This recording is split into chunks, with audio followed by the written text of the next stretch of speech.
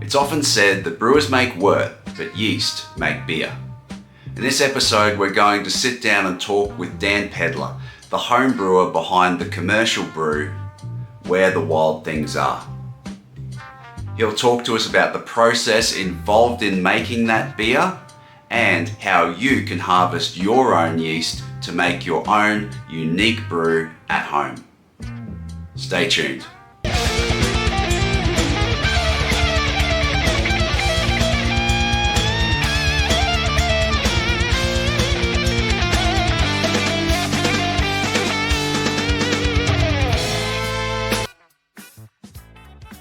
We're here with Where the Wild Things Are. This is a spontaneously harvested mixed culture from Girraween, captured by Daniel Pedler. Ta-da! Was barrel fermented in a Queensland first. The resulting mixed culture beer showcases delicate and unique esters over a full textural body and a tart finish. Shall we find out if that's the case? We'll judge for ourselves. Yeah, we'll be the judge of that. So this was brewed with you and the guys at work as well.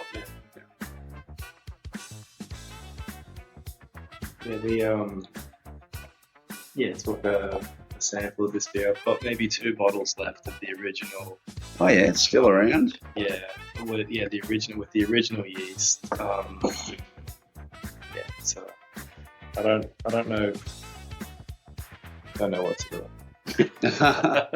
They'll be lovely. No, they'll be lovely, but it's just this, just on that. That's the unique, yeast profile in those beers is so full on compared to this. Yeah? And this is lovely, this is jammy. Is that because it's changed over time? Or? I couldn't tell you. Yeah, okay. Honestly, I'm not sure. That the original yeast phenolics, while they're positive, are so strong. It's okay. unreal. It's unreal. And this is where if Working Title does another mixed culture night, I'll take probably the 2 bottles there, and with a bottle of Samattai, a bottle of ethanol, and some alcohol and keep the dregs. But yeah, it's interesting. It would be a great comparison to go, this. It's the phenolics. So the ester profile is really bold. But yeah. I guess that's another question. If people do buy this, can they expect it to change over time? Do you think the beer will evolve the flavour profile? I'm not sure, to be honest. I haven't had many can fermented. Yeah. I wouldn't think so, but I haven't had many can fermented wild beers. That's not to say that that's any different to a bottle condition. It's with a lot of the it's not can fermented. That's the wrong thing to say. With canned wild beers, they have to be sure that they're finished fermentation. Otherwise, re-fermentation in the can is diabolical. But there's nothing. I don't think that it will develop over time. I think what you get is what it is now. Yeah. You haven't noticed any change. Like you said, you probably made this best part of 6 months ago, or no, you said 12 months ago. Yeah, 12 months ago. Well, you started the process, you haven't noticed any change. No, but that's the thing.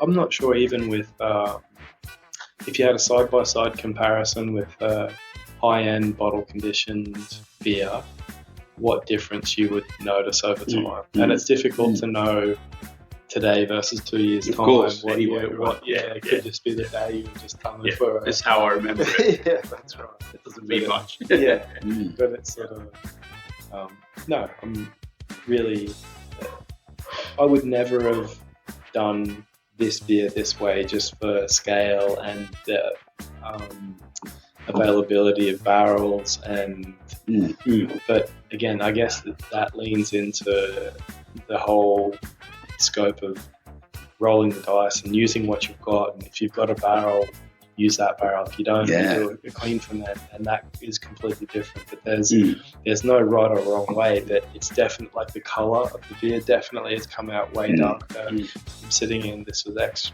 red wine barrels. It's definitely taken on some of that jammy red wine character from the barrel. There's definitely oaky, woody flavors that are lovely.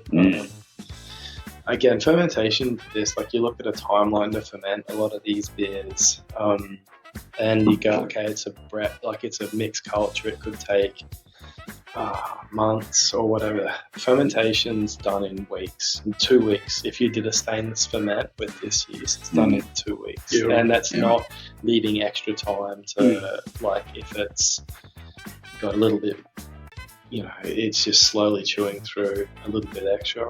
It's done. Same with the yeast that we had before from Tasmania. That's similar. It's probably, I leave that maybe 4 weeks just because it does go so dry. You just want to make sure that there's nothing else that it's chewing through. But they're not like a long-term proposition. Fermentation is done generally pretty quick and ready to package. So there's never any sort of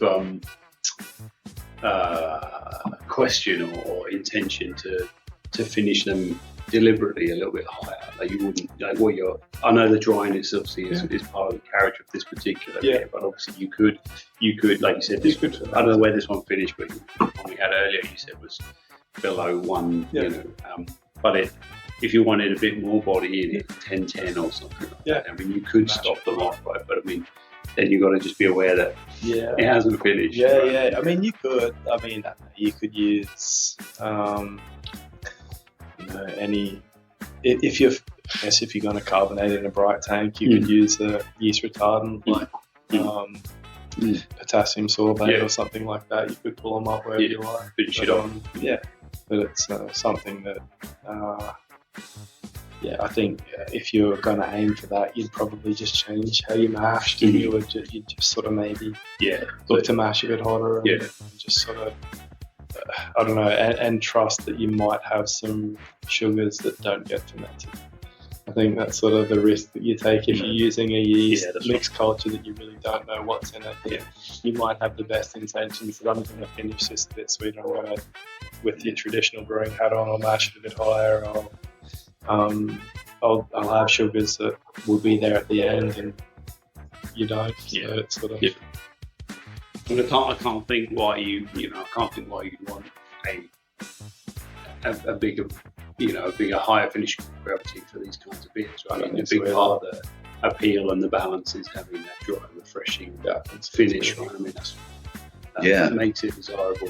I think a lot of them too. Like the beauty of it too, you can. Because you can have a nice full body and also have it as dry as hell. Like there's no, like I think a lot of them you might be at risk of them being a bit thin or this and that. But you can really be aggressive on this doesn't feel like it's lacking body. No. I mean it is dry and refreshing and crisp, but there's plenty there. There's a nice malt flavour there as well. It's not all just the yeast character, Probably like the red wine barrel element of it is something that really like. It's something that I would never have done because I just don't have access to that. And talking out of school, that's what Working Title had. They had red wine barrels. That's what we put it in, and that was that. So it was sort of. Again, they've got big, puncheon or a fooder or something like that. That's a big sucker for other projects of theirs to go in. But again, they're slowly building their barrel stocks and because we were lucky enough to have the an earlier version of this, your homebrew version, and it was compared to this, it was I guess a bit more. I would have described it as more. It reminds me of white wine like it's lighter. Yeah, definitely lighter, and with those esters, definitely had a dry sort of Yeah, it reminded me of white wine, whatever it is with the esters. Yeah, I find a lot of that with wild mixed culture. Like, I think that sort of Venice white wine lane is really, I think it's a really nice place to be in. Like, lately, looking to get wine grapes is extremely hard, and I noticed that they would sell from the Sydney market, so I approached Harris Farm, and I was like, do you guys ever get stuff up from Sydney markets? And they go, well, as it would happen, our headquarters are there. So, at the moment, I've got feelers out for a box of any white wine grape varieties that they can get. And again, I'll press the juice, a few iterations of beer, same thing, maybe try and creep up on a flavour profile or start off light, and then the next iteration would be a bit more. But trying to keep the juice preserved will be a thing.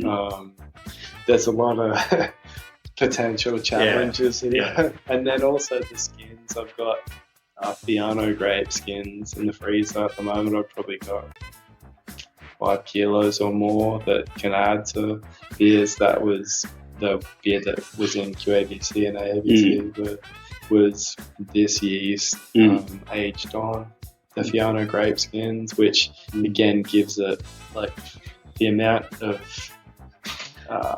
skins and must that you need is minimal because of the tannins and that sort of astringency that it can impart really quickly.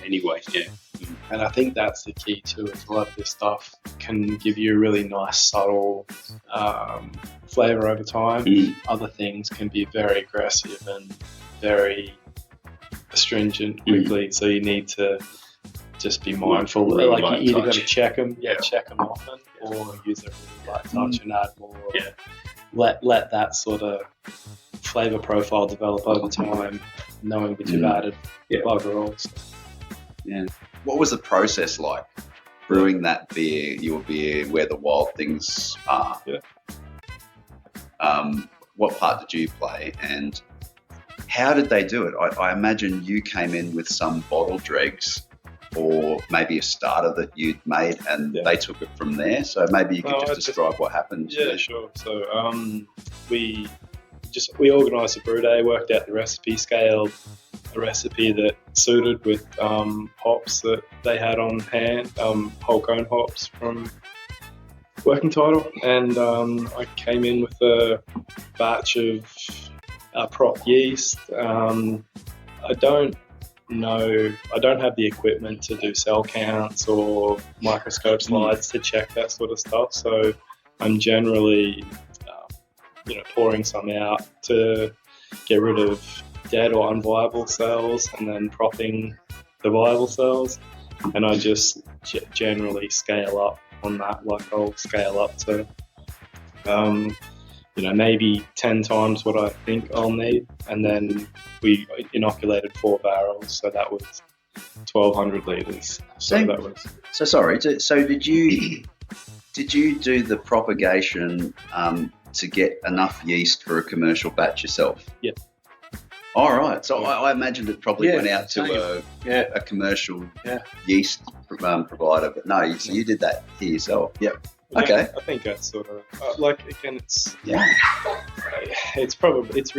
guess that's probably a little bit risky in terms of how much you can take on. But when you look at breweries doing their own stuff, they're just going through the same scaling and stepping up process before they then put, whether it's 60 litres worth of prop work into the brew house or whatever, into their fermenters. But I think a lot of it is definitely scale. Like, it's 1,000 litres is easily doable for a home brewer. Like a 5 litre starter propped maybe 3 or 4 times to build it up, scale it up. Yeah, sort of you'd be at 10 to 12 times, over the course of 4 or 5 props. So, and again, sort of there was no science to volumes and pitch rates and things. We were just an equal amount into each one, and away you go. So I think that's also just trying to. It helps also with viability. Obviously viability when you prop the yeast up again, but every 6 months I'll go through my stock in the fridge and just start a reprop process where you're either using some or you're tipping some out and going again to propagate it to prop up viable cells and remove the non-viable ones.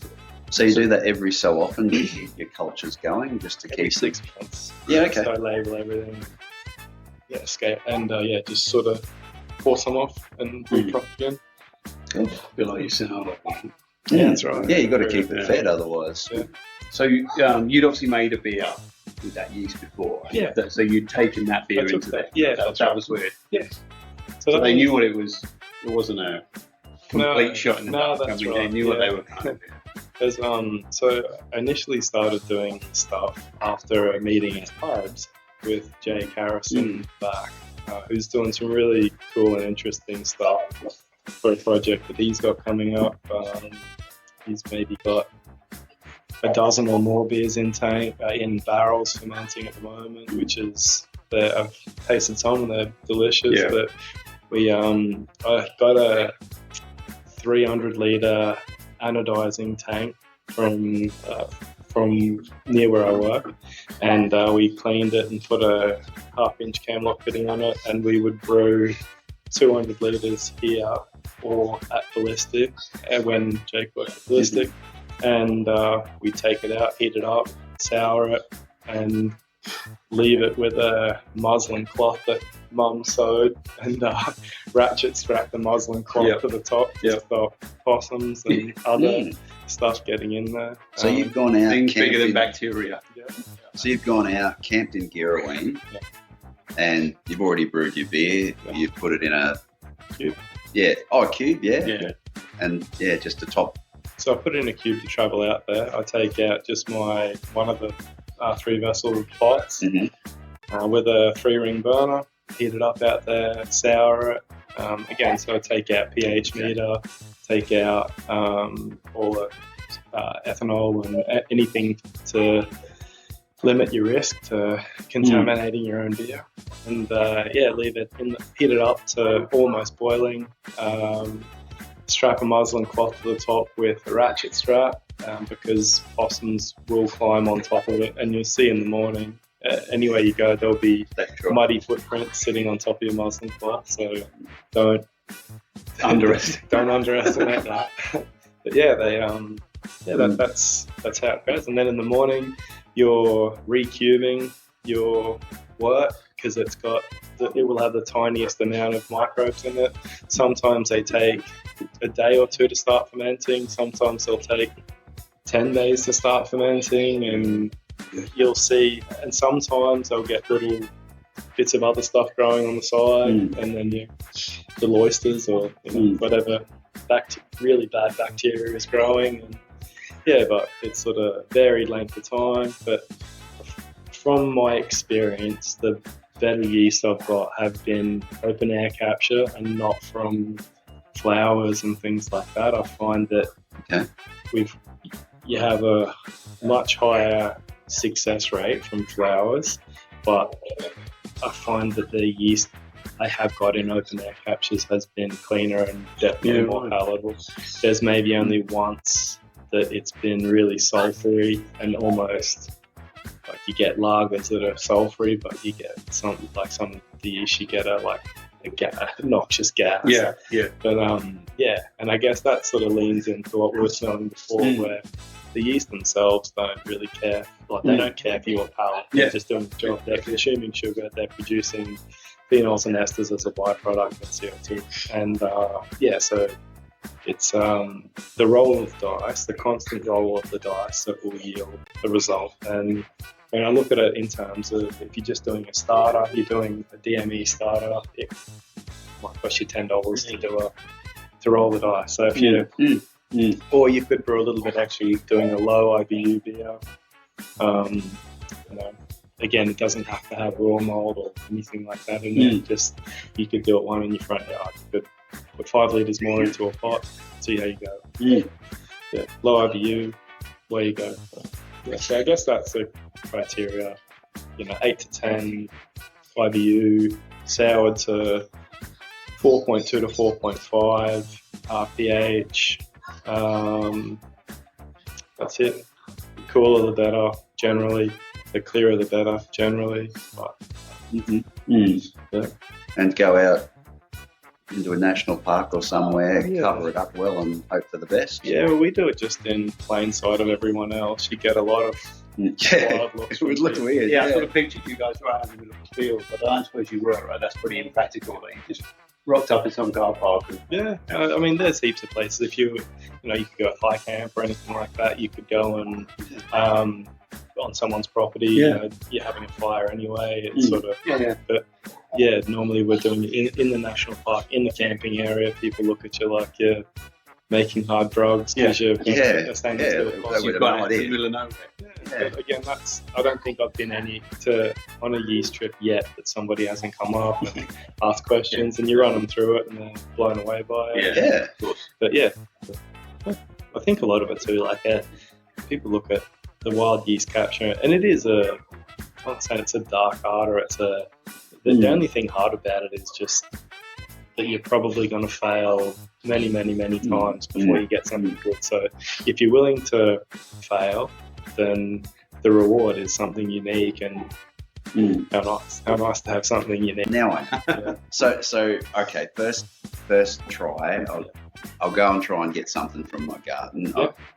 I've got roses. Yeah. I've got lemon and lime trees. I think lemon and lime trees would be a real winner, because you see, from my experience, you see the amount of bee and other activities around them. I think you'd be and this is completely uneducated on this front, but logically I think you'd be a real chance to just pull a few flower heads off. You're not going to ruin your crop of lemons and limes for a few flowers. I'm not that precious about that. That's okay. But again, if you were to So just snip them off in the flask, just like that, and then but not for long. I would spin them for, if you let them sit or agitated them for 10 minutes, and then you'd need to decant them out of that into another clean flask, taking the vegetal matter out.